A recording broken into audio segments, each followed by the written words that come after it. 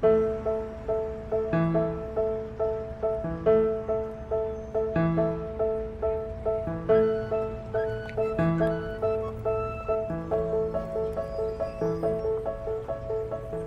a tapasztalatom és az a meggyőződésem is, hogy a siker titka a magas önbecsülés. Egyrészt az az elképzelés, hogy képes vagyok rá, bármilyen kihívással szembesít az élet, meg fogom tudni oldani. Másrészt az az elképzelés, hogy szerethető vagyok. Ez a meggyőződés, hogy igen, megérdemlem a szeretetet, lehet engem szeretni. Az elmúlt 18 évben tévériporterként is dolgoztam, és bárhová mentem, azt tapasztaltam, hogy a legsikeresebb riportalanyok mind ebből a nézőpontból tapasztalják meg az életüket. Képes vagyok rá, és szerethető vagyok. Mindannyiuknak magas volt az önbecsülése.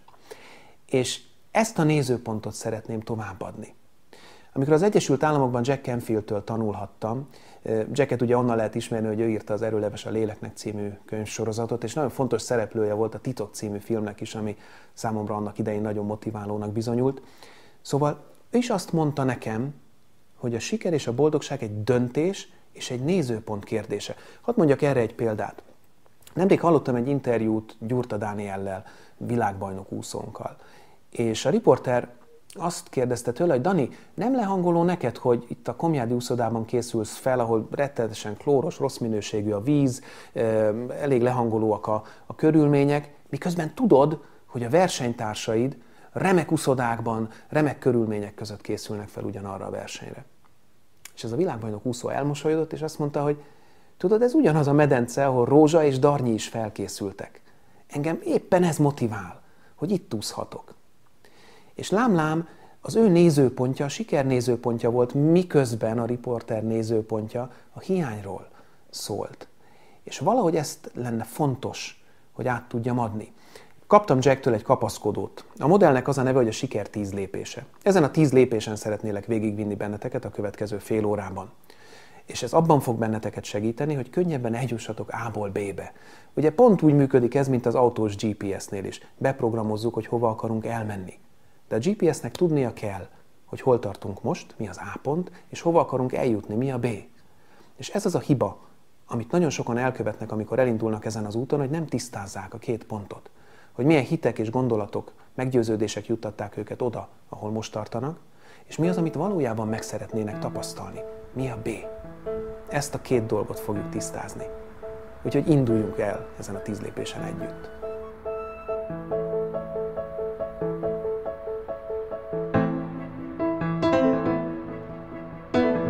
A sikerhez vezető utazás első lépése, hogy ismerd el a pozitív múltat. Ugye itt arról van szó, hogy tudatosítjuk magunkban a sikert, kialakítjuk a sikertudatosságot. Az első és legfontosabb feladat, hogy védj egy üres papírt, írd fel a tetejére, hogy sikereim, majd írd fel a számokat 1-től 100-ig sorrendbe, és kezd el kitölteni a lapot. Én tudom, hogy ez egy idő után talán nem könnyű. Az ember esetleg eljut odáig, hogy megtanultam járni. De fontos, hogy számba vedd életed legapróbb sikereit is.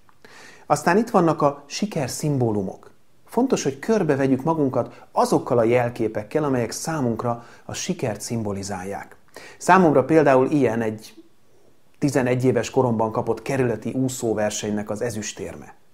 Azért annyira fontos, mert amikor először odamentem az úszodába, az úszómester megkérdezte, hogy kisfiú, te gyógytornára jöttél? És ehhez képest, ugye nagy volt a fejlődés, eljutottam odáig, hogy a kerületben én voltam a korcsoportomban a második legjobb úszó. Fontos emlék nekem arról, hogy például a kitartás az edzésben meghozza a sikert. Egy lecke a sikerről, amelyet megtanultam, és van hozzá egy szimbólum. Hogyha ezt nap mint nap látom, az mindig emlékeztet arra, hogy a régmúltban is képes voltam sikereket elérni, így aztán majd a jelenben is képes leszek erre. Aztán vezethetsz sikernaplót a közelmúlt sikereiről. Megint csak nincs másra szükséged, mint egy füzetre. A füzet oldalaira felírod a dátumokat, és aztán minden naphoz, este mielőtt lefeküdnél, odaírod az aznap elért legkisebb sikeredet is. Például, hogy kaptam parkolóhelyet ott, ahol nem szoktam. Vagy végre válaszoltam arra a levélre, ami napok óta nyomasztott. Vagy vettem a bátorságot, és felhívtam a barátomat, kollégámat, stb., akivel volt egy konfliktusom, és tisztáztuk az ellentéteket. És aztán, amikor van egy rosszabb napod esetleg, akkor csak belelapozol ebbe a sikernaplóba, és hát ezt is elintéztem, menni fog ez most is. ebben segít. De ugye arról beszélünk, hogy ismerd el a pozitív múltat. Van egy másik nagyon fontos dolog. Ahhoz, hogy tovább tudjunk lépni, a múltbéli sértettségeket, a múltbéli megbántottságokat el kell tudnunk engedni. Fontos, hogy meg tudj bocsátani saját magadnak és másoknak. Fontos, hogy meggyógyítsd a belső gyermeket. És itt van egy másik fontos szempont is. Ugye azt mondtuk, ismerd el a pozitív múltad. De ahhoz, hogy tovább tudjunk lépni, ezt a múltat le kell tudnunk zárni. Bizonyos elemeit el kell tudnunk engedni. Meg kell bocsátanunk magunknak és másoknak, meg kell gyógyítanunk azt a belső gyermeket, amelyik annak idején sok-sok konfliktuson, sérelmen ment keresztül. Nemrég beszélgettem egy nagyon idős asszonnyal, egy 92 esztendős hölgyről van szó, és a félórás beszélgetésben az volt a legfontosabb mondanivalója, hogy őt az édesapja annak idején nem tanítatta, hanem a húgára esett a választás, és ő bezzeg tanulhatott. Úgy élte le ezt a sok-sok évet, hogy ez a fájdalom egyfajta horgonyként a múlthoz láncolta, a múlthoz kötötte őt. Lehet, hogy teljesen máshol tartana ma már, teljesen máshogy alakult volna az élete, hogy ezt a múltat, ezt a fejezetet le tudja zárni és el tudja engedni. Ehhez a lezáráshoz egy nagyon fontos segítség a teljes igazság folyamat. A teljes igazság folyamat egy lehetőség arra, hogy kiírjuk magunkból a dühöt, a fájdalmat, a megbántottságot, és aztán felelősséget vállalhassunk, kommunikálhassuk az igényeinket, és eljussunk a megbocsátásig, a szeretetig. A DVD mellékletében találtok majd néhány segítséget ahhoz, hogy meg tudjátok írni ezt a levelet. Gondoljatok egy olyan sérelemre, ami máig fáj, és gondoljatok arra az emberre, aki ezt a sérelmet okozta. Na, érdemes neki megírni ezt a levelet, és hogyha túl vagytok rajta, könnyebb lesz majd elengedni ezt a múltbéli epizódot, és hogyha megtisztultatok, akkor tovább is tudtok lépni.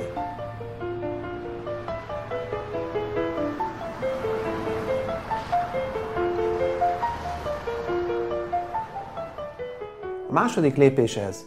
Használj pozitív belső beszédet. Mi ez a belső beszéd? Ugye mindannyiunk fejében ott van ez a fecsegőgép, amelyik néha bekapcsol. Mondok egy példát. Egy értekezleten fel kell állnod, fel kell szólalnod, és belesülsz a mondandódba. Na, ez egy kiváló alkalom, hogy a fecsegőgép bekapcsoljon, és olyanokat mondogatasson, hogy jaj, anyámnak igaza volt, tényleg én vagyok a legnagyobb szerencsétlenség itt a világegyetemben. Soha nem fog sikerülnöm, nem merek mások előtt beszélni. De fontos, hogy tudatosítsuk magunkban ezeket a negatív gondolatokat. Éppen azért, hogy kicserélhessük őket pozitív gondolatokra. Hogy alkothassunk olyan megerősítéseket, mantrákat, amelyek arról szólnak, amivé válni akarunk. Hogyha van egy ilyen problémánk, hogy az értekezleten nem merünk felszólalni, akkor lehet az a mantránk, hogy bátran és kiválóan beszélek mások előtt. Remekül kommunikálom a mondani valómat. Mindegy is, hogy mi az. A lényeg az, hogy olyan sok alkalommal elismételjük magunkban, hogy kicseréljük ezt a régi hitet. De lehet az is a mantrád, mindegy, hogy mit teszel, vagy mit mondasz nekem, én akkor is értékes ember vagyok. És hogyha beleszaladsz egy főnökbe, amelyik azt mondja, hogy ki vagy rúgva, elmondhatod magadnak, mindegy, hogy mit teszel, vagy mondasz nekem, én akkor is értékes ember vagyok. Ó, valaki azt mondja, hüdedagat vagy, mindegy, hogy mit teszel, vagy mit mondasz nekem, én akkor is értékes ember vagyok. Vagy a párod azt mondja, hogy jaj, nem ma este, drágám, ma nagyon fáj a fejem. Mindegy, hogy mit teszel, vagy mondasz nekem, én akkor is értékes ember vagyok. 100%-os felelősséget kell vállalnunk az eredményeinkért. El kell fogadnunk, hogy minden, amit megtapasztalunk, azért mi vagyunk a felelősek. Mi teremtettük meg a gondolataink, a belső képeink és a cselekedeteink által. És hogyha 100%-os felelősséget vállalunk, akkor a gondolatainkért is felelősséget kell vállalnunk. Gondolj csak bele, melyek a visszatérő, meggyőződésé alakult gondolataid. Mind kell változtatnod. Mi az, amiben pozitív belső beszédet kell kialakítanod? Lehet, hogy ez az anyagiakkal van összefüggésben, lehet, hogy ez a karriereddel van összefüggésben, a külső megjelenéseddel, vagy a párkapcsolataiddal. Térképezd fel ezeket a hiteket, hogy változtathass rajtuk.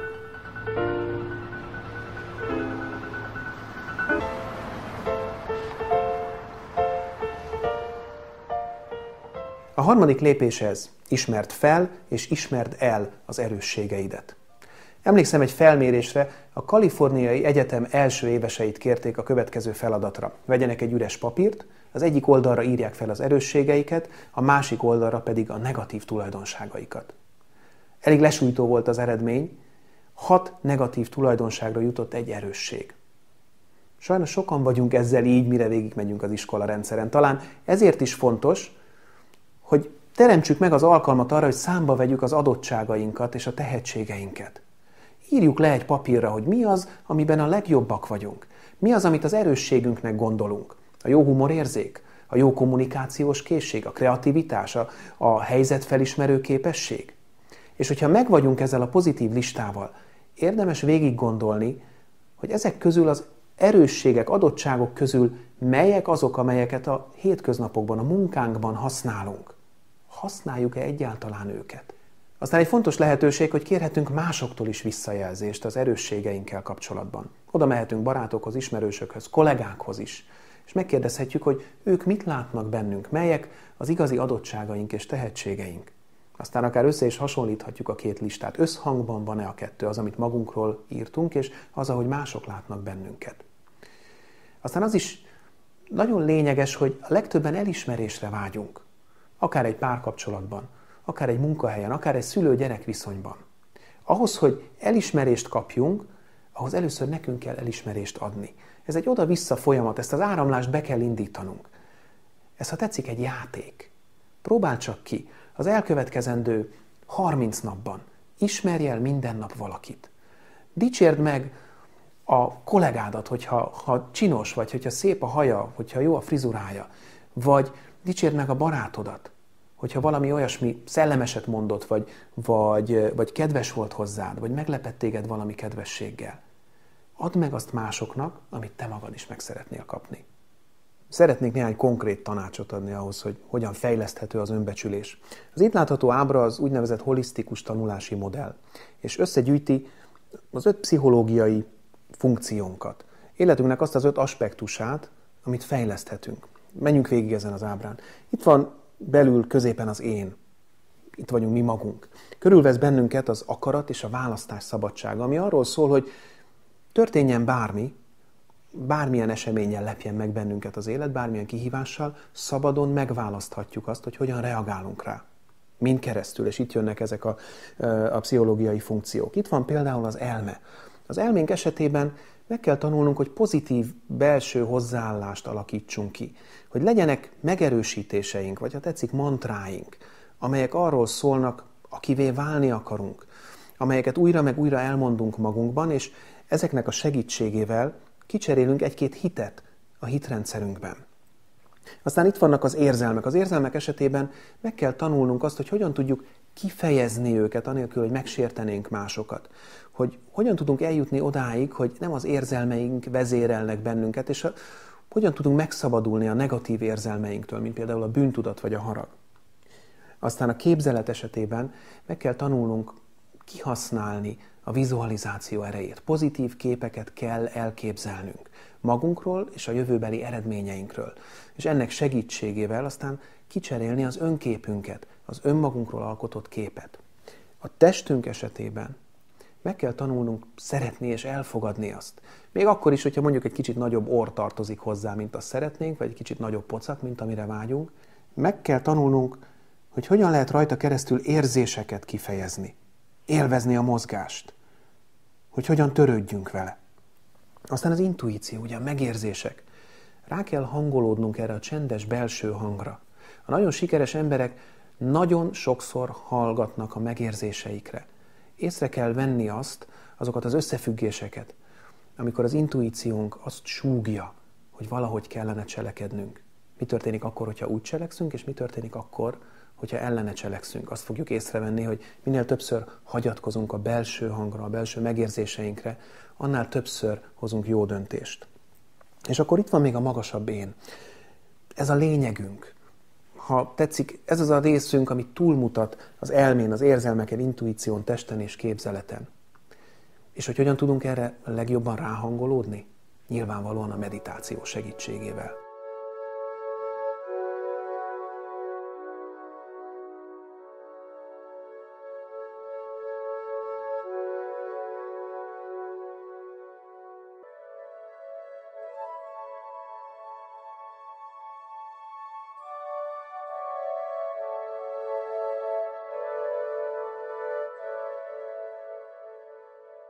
Egy nagyon fontos ponthoz érkeztünk. A 4. lépés ugyanis ez. Tisztázd a küldetésed és a jövőképed. Én hiszem, hogy mindannyian egy életcéllal születünk. És a sikeres embereknek éppen ez az egyik fontos ismérvük, hogy a 100%-os felelősségvállaláson és a sikerorientált gondolkodáson túl tisztában vannak a küldetésükkel. És ennek szolgálatába állítják az adottságaikat. Most milyen küldetésről beszélek? Van, akinek az az életcélja, hogy megmentsen embereket. Ő az, aki kihoz bennünket az égő házból. Van, akinek az a küldetése, hogy remek könyveket írjon és szórakoztasson. Vagy hogyha éppen színész, akkor a vásznon szórakoztasson. Szóval mindenkinek megvan a sajátos küldetése. Én úgy gondolom, hogy nekem az, hogy tanítsak. Segítsek az embereknek megtalálni a boldogságot és a harmóniát az életükben. És mivel tudom, hogy ez az életcélom, minden adottságomat ennek a szolgálatába állítom. Egy fontos lépés az, hogy tisztázzuk magunkban. Mi lehet ez a küldetés? Mi lehet ez az életcél? Ehhez találtok egy kis segítséget a DVD mellékletében, hogy felfedezhessétek a kérdésekre válaszolva az életcélotokat. És hogyha minden kérdésre válaszoltatok, azt a sok tapasztalatot, amit a gyakorlatból szereztek, össze tudjátok gyúrni egyetlen állítássá.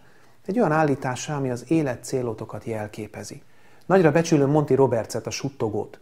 Ugye ő az, aki elvadult, megvadult lovakkal foglalkozik, és erőszakmentesen szoktatja őket ismét nyereghez. Az ő életcélja egyetlen mondat, hogy jobb világot hagyjak itt az embereknek és a lovaknak, mint amilyet találtam. És őt ez az egyetlen mondat vezeti az életben. Ez az egy mondat vitte sikerre. Nagyon fontos, hogy elvégezd ezt a gyakorlatot, és te is megírd azt a mondatot, amely a küldetésedről szól. De ez csak az első lépés, mert tisztáznod kell a jövőképedet is. Ugyanis mindannyiunk fejében van egy jövőkép, még hogyha nem is tudatosítjuk magunkban.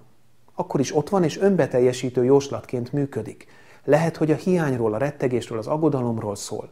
Lehet, hogy arról szól, hogy félsz, hogy elveszíted az állásodat, félsz, hogy elveszíted a társadat, vagy hogy sohasem kapsz társat. De az első lépésben tudatosítod magadban ezt a negatív jövőképet, és aztán elkezded kialakítani az újat, a pozitívat, ami már arról szól, amit szeretnél megtapasztalni. Hunyd le egy pillanatra a szemed, képzeld el, hogy eltelt 5 év, és minden úgy alakult, ahogy tervezted. Mit látsz? Kit látsz magad körül? Kikkel vagy körülvéve? Mivel vagy körülvéve?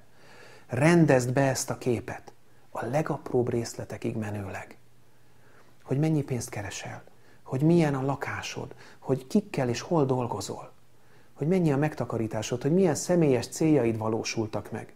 Szállj rá időt, és aztán írd le a lehető legapróbb részletességgel, hogy ez váljon önbeteljesítő jóslattá. Az életcélről és a jövőképről való elmélkedés abban segít téged, hogy tisztán láss. És a tisztán látás pedig abban segít, hogy fontossági sorrendet tudj felállítani. Igen, ezt meg kell tennem, nem, most ezzel nem kell foglalkoznom. Mi az, ami összhangban van azzal, amerre tartasz?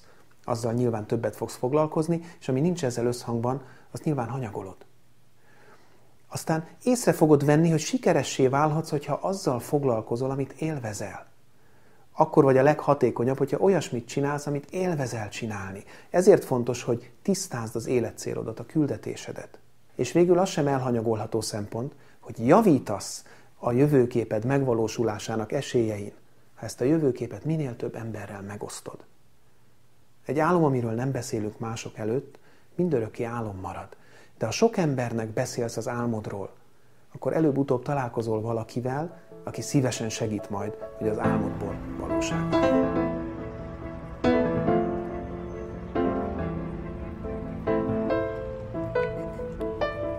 És eljutottunk az 5. lépéshez. Tervezd meg a jövődet és tűzd ki célokat. Képzeld el a következő helyzetet.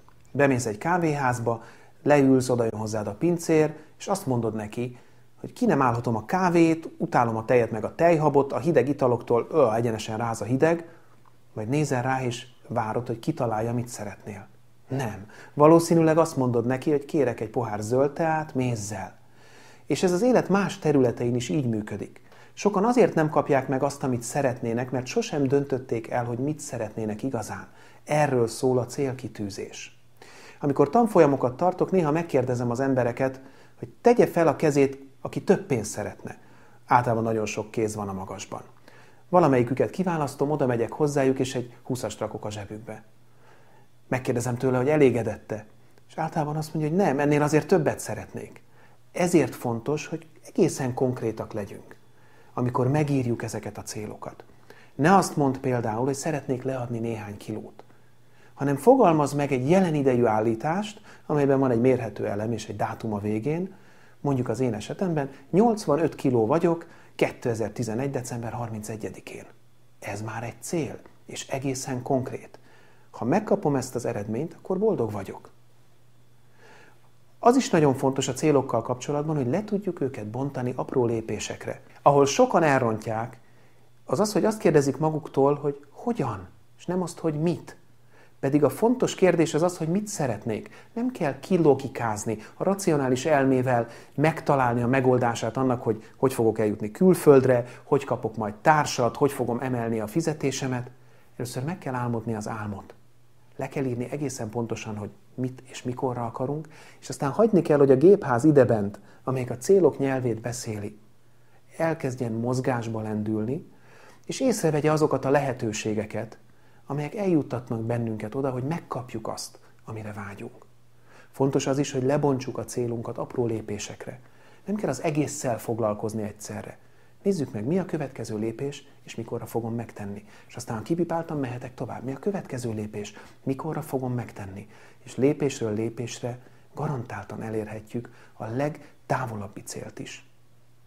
Tudni kell azt is, hogy kezelnünk kell az út során felmerülő kétségeket, félelmeket és úttorlaszokat. Ez mindenkinek benne van a pakliban. A legsikeresebb ember is aggódik attól, hogy hogyan tudom ezt a lépést vagy azt a lépést megtenni. Hogyan leszek képes arra, hogy elérjem ezt a célt? Ez a játék része. Ha elfogadjuk, hogy a játék része, könnyebben tudjuk kezelni ezeket a félelmeket.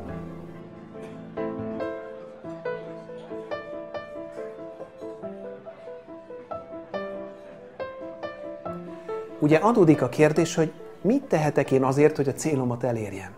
A 6. lépés az első válasz erre. Vizualizálj és használj megerősítéseket. Használd ki a szavak és a képek erejét. Ugye mi ez a vizualizáció? Tulajdonképpen így működnek, így dolgoznak az élsportolók is. Lehunják a szemüket, és elképzelik, hogy már is megnyerték a versenyt.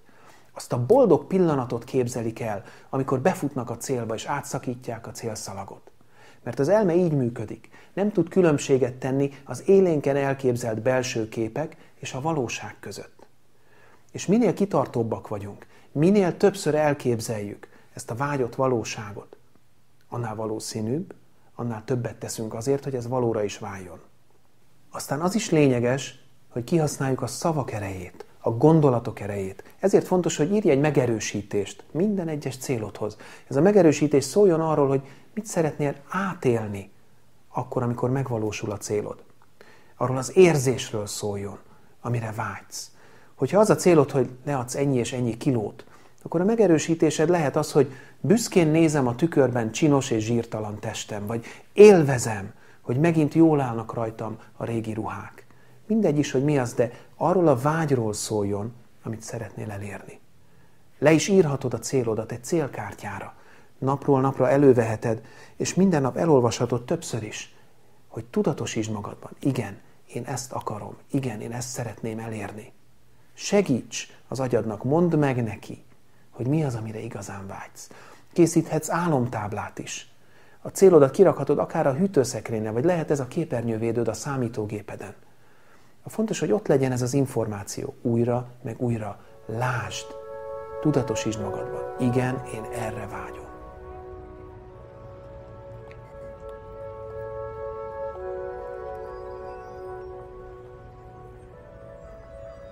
Mindannyian egyfajta burokban élünk. És ez a burok, amelyik bennünket körbevesz, nem más, mint a hitrendszerünk. Ugye otthonról hozunk gondolkodási mintákat, otthonról hozunk gyakran ismételgetett mondatokat, és ezek a gondolatok egy idő után a meggyőződéseinké válnak, és beépülnek a hitrendszerünkbe. És ez a burok, ami körbevesz bennünket, ez tulajdonképpen így is lehetne fogalmazni, hogy egyfajta szemüveg, amelyen keresztül a világot nézzük.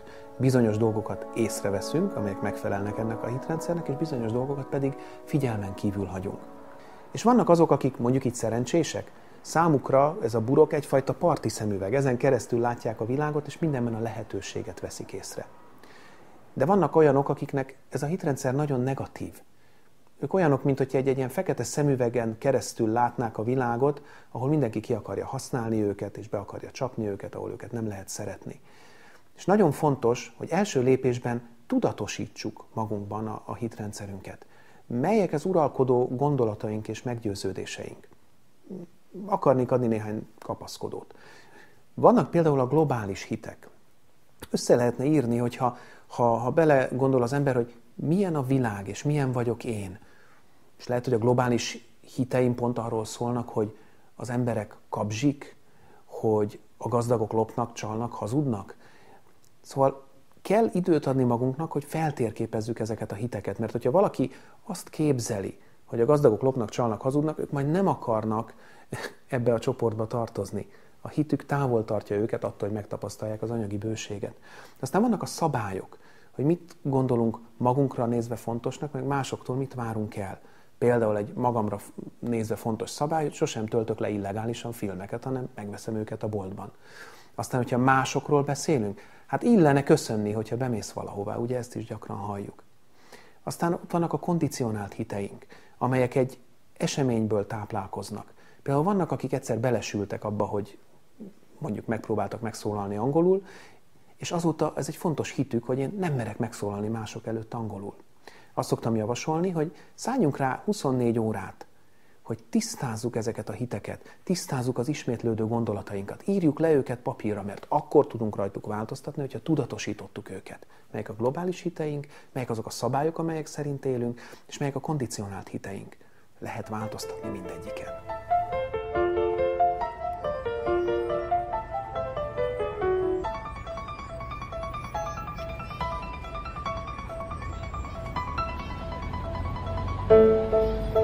A 7. lépés elég kemény lépés. Arról szól, hogy cselekednünk kell ahhoz, hogy a céljainkat megvalósíthassuk. Ugye ismerős a mondás, ha azt teszed, amit mindig is tettél, azt kapod, amit mindig is kaptál.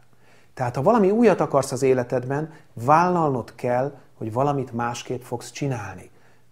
És hogyha valamit másképp csinálsz, akkor vállalnod kell azt a félelmet is, ami azzal jár, hogy kilépsz a komfortzónádból.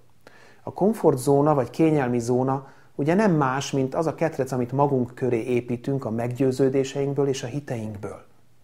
Ha kilépünk belőle, kellemetlenül érezzük magunkat.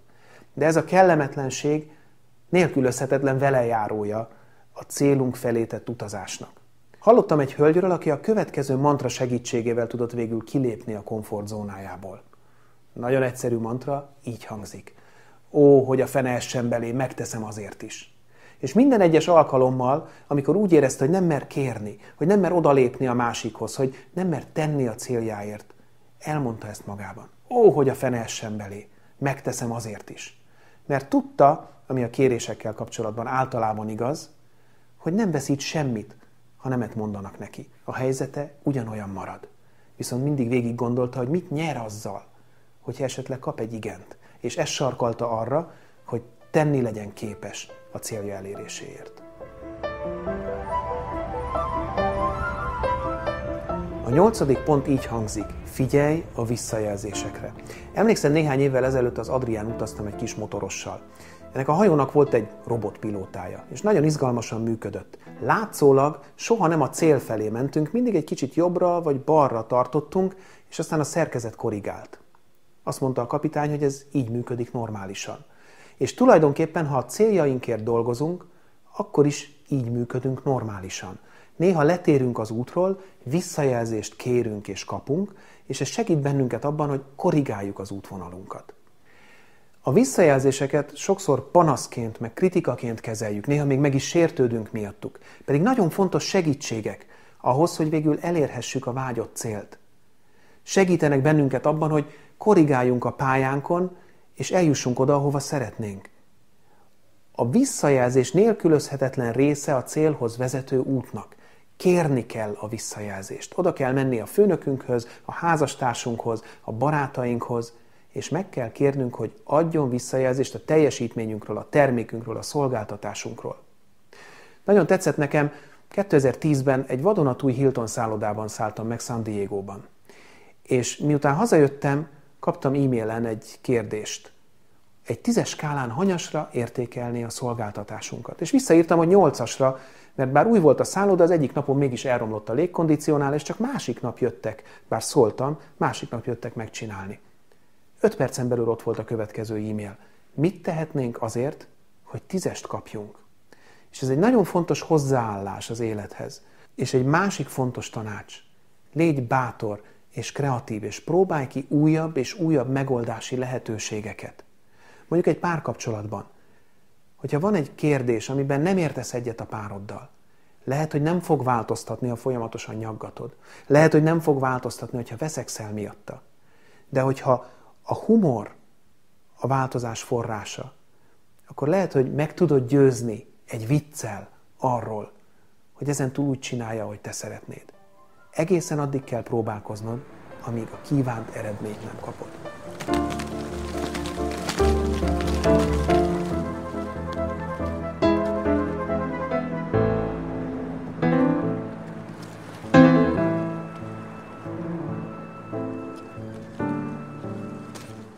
A 9. lépés egyszerű és közérthető. Légy kitartó.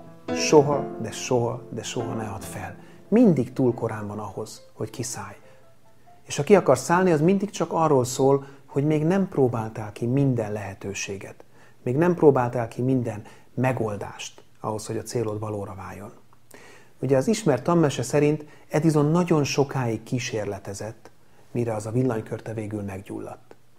És aztán oda ment hozzá egy újságíró, és megkérdezte, hogy Mr. Edison, hogyan bírta elviselni ezt a rengeteg kudarcot? Több mint 9000 alkalommal vallott kudarcot, mire sikerült egy működőképes villanykörtét előállítania. Edison állítólag megkérdezte, miről beszél, fiam? Az a kísérlet, amelyet én végeztem, történetesen egy 9000 lépéses kísérlet volt. Ennyi kellett ahhoz, hogy a villanykörte meggyulladjon. Tudsz-e magaddal ennyire kegyes lenni? El tudod-e hinni, hogy a kudarc csak egyetlen lépés a sikerhez vezető úton? Hogy amit te csinálsz, az egy kísérlet. És lehet, hogy nem 2 vagy 3 lépéses, hanem egy 10 lépéses kísérlet. De a végén, ha elég kitartó vagy, el fogod érni az eredményt.